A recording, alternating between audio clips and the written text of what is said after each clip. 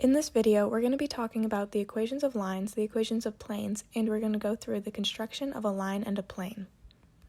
The equations of a line. To write the equation of a line, we first need a point on that line and the direction of that line. In this figure, P sub O is the point through which the line L goes through.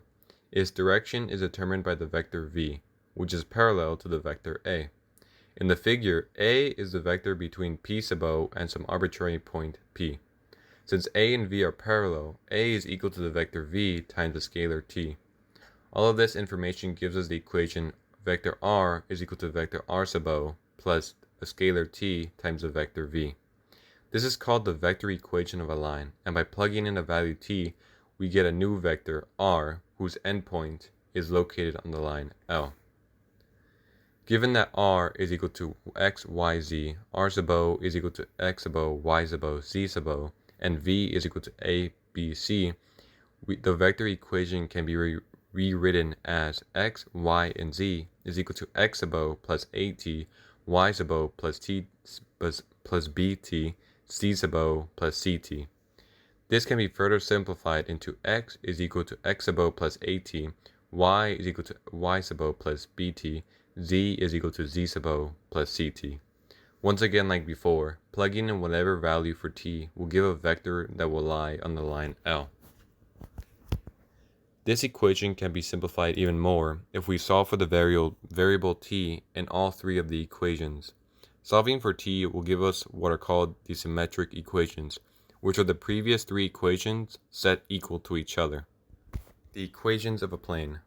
Finding the equation of a plane is not as simple as finding the equation of a line. Finding a vector parallel to this plane will not be enough.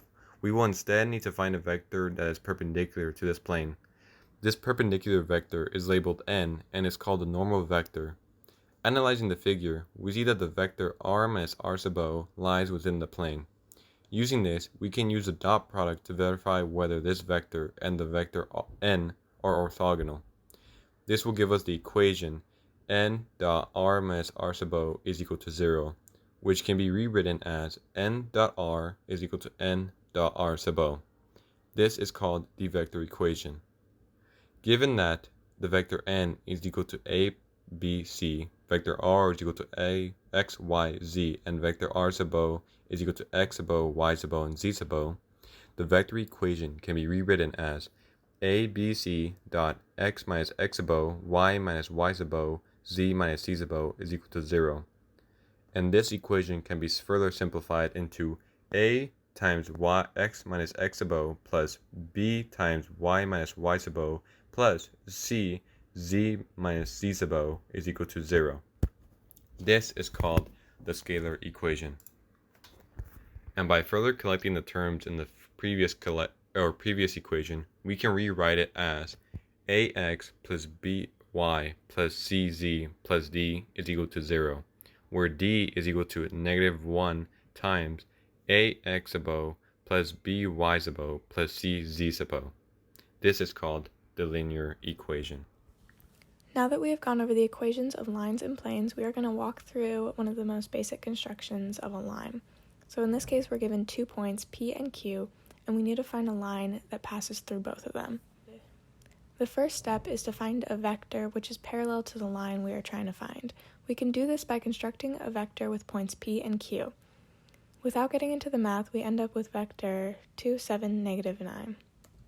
Using the vector we just found in point Q, we're going to plug it into the vector equation r equals r naught plus tv. This will give us r equals 1 plus 2t, 7t, 6 minus 9t. In parametric form, we get x equals 1 plus 2t, y equals 7t, and z equals 6 minus 9t. And finally, in symmetric form, we get x minus 1 over 2 equals y over 7 equals 6 minus z over 9. And you can see the line on the right passing through points P and Q and is parallel to the vector we found. Okay, so now that you've seen the three types of equations of a plane, we'll run through an example of one of the most common types of problems that you'll be asked about planes, and that is constructing the equation of a plane when you're given 3 points in space.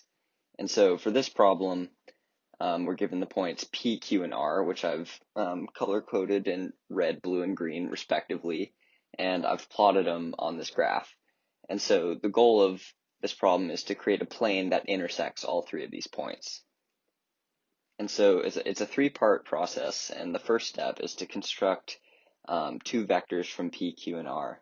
And these two vectors, they don't need to be any specific kind of combination of the two. The only thing is they need to be kind of incorporating all 3 points. So you couldn't do like PQ and QP because those are the two same vectors in just the opposite direction. That doesn't work. We need all 3 points involved to get our plane.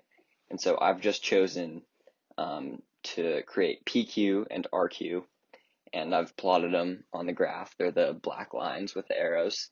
And I won't go into how these vectors were created, except for the fact that we just subtracted the points of like the first letter in the vector's name from the points in the second letter, but we'll go into that in more depth in the associated notes for the problem.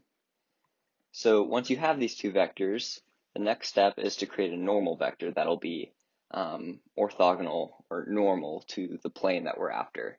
And the way that we do this is by crossing the two vectors that we created in the first step. And so this normal vector we label n, we get by crossing PQ with RQ. And again, I'm not going to go into the mechanics of that. It gets a little hairy, but we end up with 7i hat plus 2j hat plus 25k hat. And I've marked it here in orange. What's plotted on the graph, though, is 7/5 I hat plus 2/5 j hat plus 5k hat, because the original vector is really long and you wouldn't see the tip of it if I had plotted the full size vector. So I scaled it down a bit. But the only thing that matters with this vector is its direction. And then the final step is to choose one of the 3 points that we were given at the start of the problem, so either P, Q, or R, and then use the vector n, the normal vector that we just created, and then plug the values, the components of n and the coordinates of q into the scalar equation of a plane that we saw a couple slides ago. And so when you do that, you get this first equation, 7 times x minus 2 plus 2 times y minus 4 plus 25 times z minus 3 equals 0. And that generates the green surface on the plot. And you can see that the plane, this green plane, it intersects, it slices through all 3 points, P, Q, and R.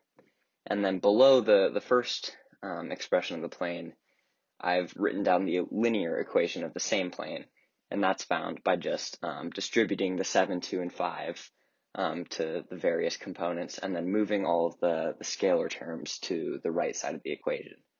And there you go. That's how you create a plane from 3 points.